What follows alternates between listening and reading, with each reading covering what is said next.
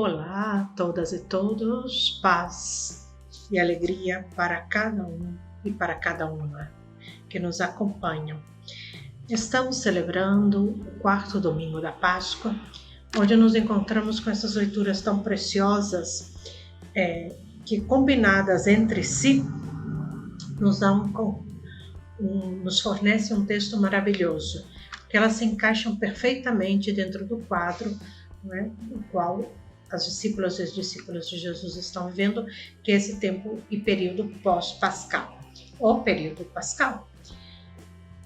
É um tempo privilegiado de poder contemplar a presença do ressuscitado na vida das primeiras comunidades cristãs, das primeiras discípulas e discípulos de Jesus.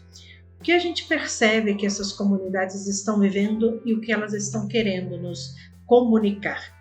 Primeiro, o que nos querem comunicar é que a missão, o sair, o anunciar, o ser testemunho e sinal da esperança só é possível graças à experiência do ressuscitado. Não existe, outra coisa mais. É a experiência do ressuscitado que faz essas primeiras comunidades ir tecendo, e configurando o seu rosto daquilo que eles são. Aquilo que eles viram, ouviram, tocaram. É a experiência. Isso nos dão a conhecer. E percebemos através dessas leituras, começando pela leitura dos Atos dos Apóstolos, onde nos encontramos com Paulo e Barnabé, que estão enfrentando a missão e ao mesmo tempo enfrentando os conflitos provenientes dessa missão. Eles estão em Pisídia e ali eles estão pregando o Evangelho quando eles são surpreendidos pela rejeição daquilo que eles pregam. Muitos de nós, em muitos lugares onde nós nos encontramos, muitas vezes nos sentimos rejeitados por aquilo que anunciamos, não é verdade? Então, diante dos fatos, Paulo e Barnabé decidem então anunciar o Evangelho àqueles que não conhecem, que não têm fé, que são chamados pagãos ou gentios, não é? E mesmo assim, anunciando a essas pessoas que estão fora, digamos assim, da comunidade de alguma fé, de raiz judaica, eles são também criticados, mal falados, os judeus começam a persuadir ao povo para não aceitar aquilo que Paulo e Barnabé estão anunciando. E eles são obrigados a sair do seu território. Em muitos momentos da nossa história, a gente passou também, e em alguns lugares ainda passamos por essa mesma dificuldade. Diante do anúncio do Evangelho, diante da opção do Evangelho, da preferencial pelos pobres e excluídos, às vezes, pode acontecer de que também estas pessoas que assim anunciam sejam banidas do lugar onde estão. Mas eu fiquei muito maravilhada com a postura de Paulo e Barnabé, porque eles então, conscientes de que eles foram escolhidos para ser luz e sal da terra, que eles são escolhidos para ser luz de Deus no meio das nações, eles se retiram dos lugares onde estão. Mas é a atitude deles que mais me encanta. Eles se retiraram repletos de alegria e do Espírito Santo. Continuava, diz o texto. Eles continuavam a sua missão repletos de alegria e do Espírito Santo. E eu pensava que isso seria o central, da nossa vida cristã. Que é dessa comunidade que nasce mesmo da alegria e do sopro do Espírito Santo sobre elas, a ponto de que nada, nem ninguém, lhes podem separar do amor de Cristo. Nesse ano, estamos vivendo o ano da esperança, o ano jubilar, proclamado pelo Papa Francisco, E ele dizia na sua bula, a esperança não decepciona, que na verdade, abre aspas, né? Na verdade é o Espírito Santo, com a sua presença perene no caminho da igreja, que irradia nos crentes a luz da esperança. A esperança não engana, diz ele, porque está fundada na certeza de que nada e ninguém nos poderá separar do amor de Deus. A segunda leitura, acompanhando um pouco, né, esse traço dessa primeira comunidade, da primeira leitura, que não cessa de anunciar a palavra de Deus, pese as dificuldades, nos narra, né, essa visão, né, dessa grande multidão que chega, não é, com vestes brancas, lavadas no sangue do Cordeiro, trazendo palmas na mão. Essa é uma figura um pouco do martírio, né? E é tão bonito porque esses são os que atravessaram a grande tribulação, né? E a grande tribulação são as perseguições, que muitas vezes podemos sentir, alguns mais na pele e outros talvez menos, mas a perseguição, às vezes fundadas e às vezes infundadas, né? Mas o bonito é que eles perseveraram, como Paulo e Barnabé, perseveram. Vamos a outro lugar, não tem problema, continuaremos falando e continuaremos cheios de alegria e do Espírito Santo. E eu entendi esta segunda leitura como a consolação de Deus para com seu povo.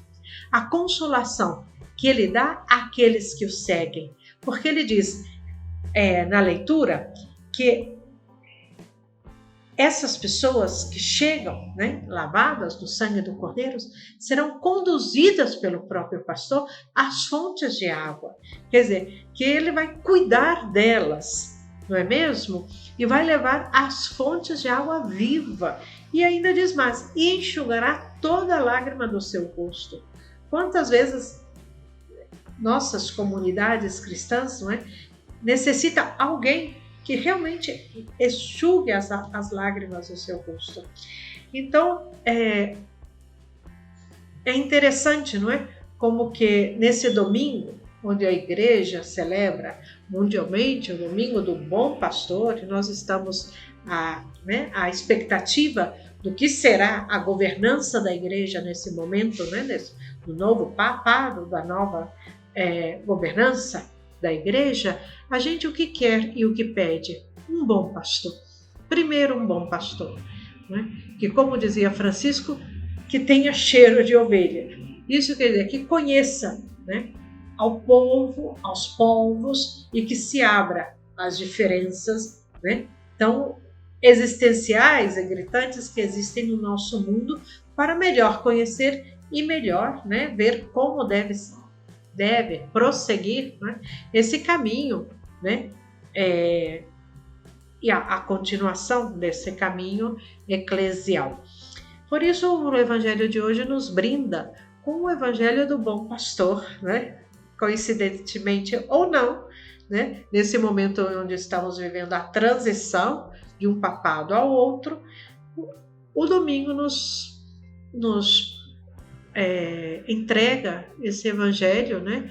Que é uma parte do Evangelho do Bom Pastor, de João 10, do 27 ao 30, onde ele inicia dizendo assim: as minhas ovelhas escutam a minha voz. Entendi primeiro, né, essa necessidade de escutar a voz de Deus. O escutar é algo que, assim, eclesialmente, necessitamos muito. Treinar o nosso sentido da audição. Todos os outros sentidos precisam estar também trabalhados, mas a escuta é muito importante. Porque, como dizia alguém, às vezes damos respostas a perguntas que nunca foram feitas, né? Então, eu transversava um pouquinho a leitura e dizia: o bom pastor escuta também as suas ovelhas, porque escuta as suas necessidades, né? Quer perceber o que elas precisam, né? Não só pede que elas escutem a sua voz, mas também há uma reciprocidade. Talvez esse é o caminho da sinodalidade, de também saber escutar, né, às igrejas, saber escutar aos cristãos, saber escutar ao mundo, saber escutar as realidades, né? Esse ouvido atento, que é de ambos, não é? E ele diz, elas me conhecem e eu também as conheço. Que bonito, eu conheço as minhas ovelhas. O escutar e o conhecer vão muito juntos. Não se pode conhecer aquilo que você não escutou, porque podemos levantar juízos, pré-juízos, preconceitos muito rapidamente.